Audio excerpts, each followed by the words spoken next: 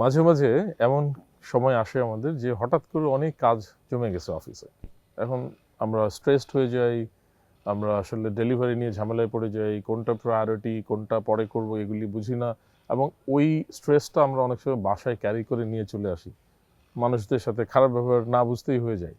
So আমার মনে হয় অনেক কাজ একসাথে জমে যায়, তার মধ্যে আমাদের কিছু রিজন আছে এবং কিছুটা এক্সটার্নাল ফ্যাক্টর আছে যেটা আপনি কন্ট্রোল করতে পারবেন না, কিন্তু অনেকটা অংশ আপনি নিজে কন্ট্রোল করতে পারবেন।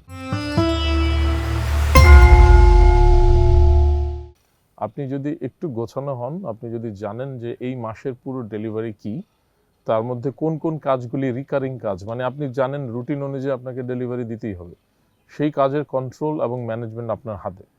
20 to 30% জায়গায় আপনার বস বা ডিপার্টমেন্টের কাজে বা স্পেশাল কোনো রিকোয়ারমেন্টে হয়তো আপনাকে সাডেনলি কিছু জিনিস ডেলিভারি দিতে হবে, কিন্তু 70% ম্যানেজমেন্ট কিন্তু আপনার হাতে। সেক্ষেত্রে আউটলুক ক্যালেন্ডার একটা চমৎকার টুল হতে পারে। আপনি আপনার টাইমগুলোকে ব্লক করা শুরু করেন, পুরো সপ্তাহের যে কাজ আপনি আপনার ক্যালেন্ডারে সাজানো শুরু করেন যে এই কাজটা আমি এই সময় করব, যেগুলি আপনি জানেন যে এই ডেলিভারিগুলি হচ্ছে আমার দিতেই হবে। আপনার ক্যালেন্ডার যদি বুক হয়ে যায়, আপনার ক্যালেন্ডার আপনাকে গাইড করবে কখন কোন কাজটা করবেন। মাথায় রাখার দরকার নাই, মাথায় রাখতে গেলে আপনি ভুল করবেন, মিস করবেন এবং অনেক সময় প্রায়োরিটিতে ঝামেলা হয়ে যাবে।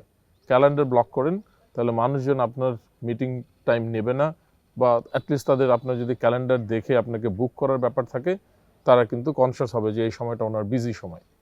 অনেক অর্গানাইজেশন হয়তো এই ধরনের কালচারই নাই, এগুলি ওনারা মেনটেনই করে না। সেক্ষেত্রে আমি বলবো যে আপনার ম্যানেজমেন্টটা আপনার একটু নিজের কন্ট্রোলে নিয়ে নেন। যে জায়গায় হঠাৎ করে কাজ জমে যায়, সেক্ষেত্রে আপনি বুঝেন যে আপনার ডেলিভারি কাকে দিতে হবে। কিছু কিছু জায়গায় ডেলিভারি দিতে হয় মিড ম্যানেজমেন্টকে, কিছু কিছু জায়গায় সিনিয়র ম্যানেজমেন্টকে, কখনো কখনো আপনার বসের জন্য স্পেশাল কিছু বানাতে হয়। আপনাকে বুঝতে হবে কোন কাজটার প্রায়োরিটি আগে, কাকে না দিলে আপনার জন্য অসুবিধা হবে, সেইভাবে আপনি টাইমটাকে একটু ডেলিভার করে ব্লক করে আপনি কাজ করা শুরু করেন। স্ট্রেস তৈরি হয় যখন ঠিক কাজটা আমরা ঠিক সময় করি না। ঠিক কাজটা যদি ঠিক সময় করি, একসাথে কাজ নর্মালি জমবে না, তারপরেও কিছু এডিশনাল অংশ আসবে, সেটাকে আমাদের একটু এফোর্ট দিতে হবে, কিন্তু এটা প্রতিদিনের গল্প না।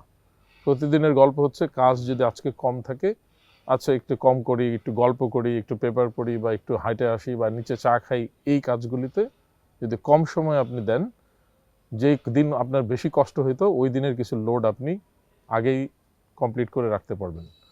সেলফ ম্যানেজমেন্ট, সেলফ ডিসিপ্লিনটা খুব ইম্পর্টেন্ট।